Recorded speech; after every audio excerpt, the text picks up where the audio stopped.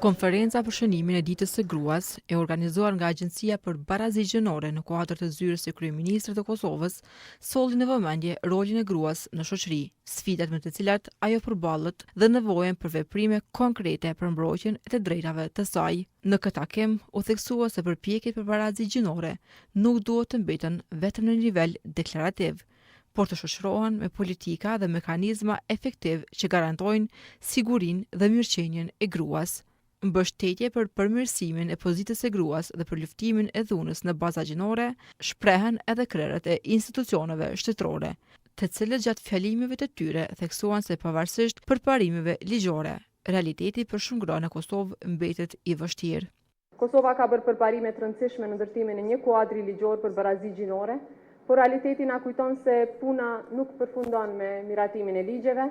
Shumë gra vazhdojnë të përballen me dhunë familje, me pabarazi ekonomike dhe me bariera që në qasjen në vendimarrje, por po ashtu edhe në tregun e punës.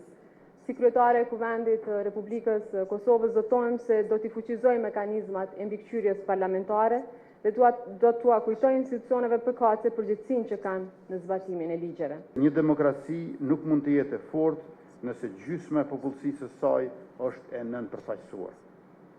Do të thotë tolerancë zero për dhunë me bazë gjinore, jo vetëm deklarata, por urdhra mbrojtje të zbatuara, autorët e dhunës mbahen përgjegjës, të mbjetuarat mbështetura me ndihmë ligjore të qasshme dhe strehimore me mundësi ekonomike.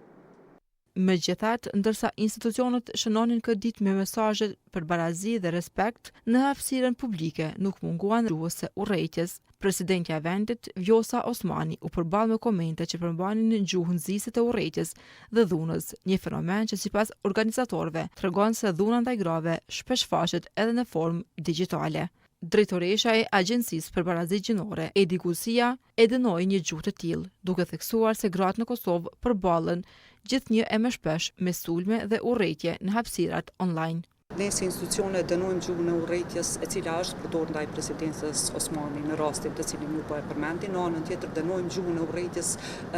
dhe mizogjininë e shprehur nëpërmes mediave online ndaj presidentës apo cilës do grua e cila është pjesëmarrëse e jetës politike, por edhe jetës publike. Fatkeqësisht gjatë zgjedhjeve të fundit vitin e kaluar kemi parë të cilën në nivelin qendror, po ashtu edhe në nivelin lokal që gratë në politikë kanë qenë targeti më i shpeshtë i dhunës online dhe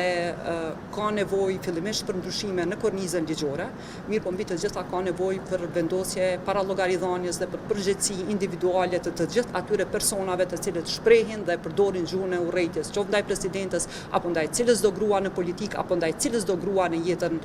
publike, sepse përdorimi i gjuhës së urrejtjes online bëhet me qëllim friksimi, me qëllim zbrapsje nga angazhimi politik dhe publik dhe në anën tjetër nuk është se targetohet vetëm gruaja në politikë, po targetohet i gjithë rrethi i saj dhe ky është faktikisht një prej mënyrave më të sofistikuara për të penguar gratë që mos të jenë pjesë e barabartë të jetës politike dhe publike. Se gjuha e urrejtjes ndaj grave mbetet një problem serioz në shoqëri, e theksoi edhe drejtoresha e programeve në rrjetin e grave të Kosovës, Adelina Berisha. Sipas saj, fenomeni nuk është i izoluar vetëm te figurat publike. Ne dënojmë çdo formë të dhunës ndaj secilës grua që është pjesë e politikbërjes, normale dhe të zonës Vjosa Osmani, jemi kundër çdo sulmi që e tenton ta ulë dinjitetin e grave, integritetin e tyre dhe angazhimin e tyre në politikbërje. Ne jemi kundër këtyre, ne jemi një vend i cili fatkeqësisht mbizotroi normat patriarkale, jemi një vend ku edhe pse ndoshta në mask duket se kemi përfaqësim të grave në presidencë, kryekuvendare, prap në realiteti nuk është ky. Pra nuk duhet të mjaftohemi vetëm me disa emra në pozita, ne duhet ta dimë që në të gjitha institucionet tjera udhëheqësia është e burrat vendosin për gratë, andaj ne nuk jemi të kënaqura me këtë përfaqësim gjinor, kërkojmë që gratë të jenë pjesë e 50-50 ashtu edhe që përbëjmë edhe popullatën, ashtu edhe që kërkon ligji për barazi gjinore. pavarësisht diskutimeve dhe mesazheve institucionale. Dhuna në baza gjinore në Kosovë vazhdon të mbetet një problem i pranishëm, sipas përfaqësuesve të institucioneve dhe organizatave që punojnë në këtë fushë. Në vend ende mungon një zinxhir i plotë dhe funksional për parandalimin dhe trajtimin e rasteve të dhunës, duke filluar nga niveli lokal e deri tek institucionet qendrore. Dhuna ndaj grave kërkon një luftim, kërkon një angazhim, përkushtim, dedikim të përditshëm për ta ndaluar, e sidomos për ta parandaluar që asnjë grua, asnjë vajzë të mos përballet me asnjë formë të dhunës.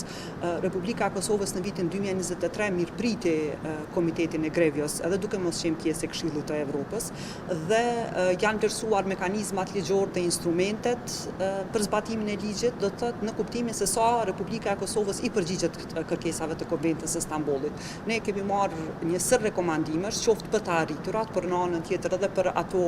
sfida me të cilat po ballafaqohemi, për një numër të caktuar prej tyre tani më janë ndërmarrë veprime, mirë po kjo nuk do të thotë se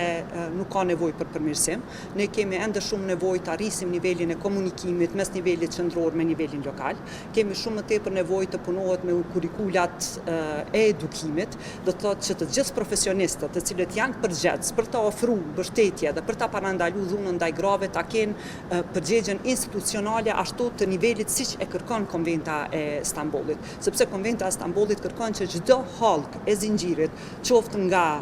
mësuesja dhe mësuesi në shkollë e deri tek gjyqtari, përgjigjen ta kenë të unifikuar kundër fenomenit të dhunës ndaj grave, qoftë kur ofrojmë shërbim, po edhe në parandalim dhe sidomos në komunikim mes hallkave, do të thotë institucionale, që përgjigja të jetë sa më koordinuar dhe ndihma të jetë e menjëhershme. Gjithashtu edhe për Adelina Berishën mbeten jo të mjaftueshme dënime që lëshohen në raport me dhunën. Ajo tha se dhuna seksuale është ajo më së paku e dënueshme tek ne, por që më mirë se janë as dënimet që lëshohen në raport me vrasjet e grave. Sa i përket dhunës seksuale, ne jemi totalisht mbrapa, nuk jemi askund me zbatimin e kërkesave nga Konventa e Stambollit, ne nuk jemi qendra të krizës për viktimat e dhunës seksuale, nuk jemi një qendër të përdhunimit që shkërkon Konventa e Stambollit, do të thotë shërbimet ende vazhdojnë të realizohen vetëm brenda Institutit të Mjekësisë Ligjore. E dim sfidat për gratë të cilat jetojnë ose vajzat të cilat janë viktima dhunës seksuale dhe ekzistojnë me një region shumë larg prej forenzikës, sa e vështirë është për to të vinë dhe të bëhet mostra, të bëhet raportimi i dhunës, stigma shumë e madhe nga shoqëria, mirë po prap barën më të madhe kanë institucionet, ato janë ato zbatueset e legjislacionit. Mendojmë që ka shumë hapësirë të fillu prej policisë, si dera e parë. Unë sot dhe kisha një bisedë me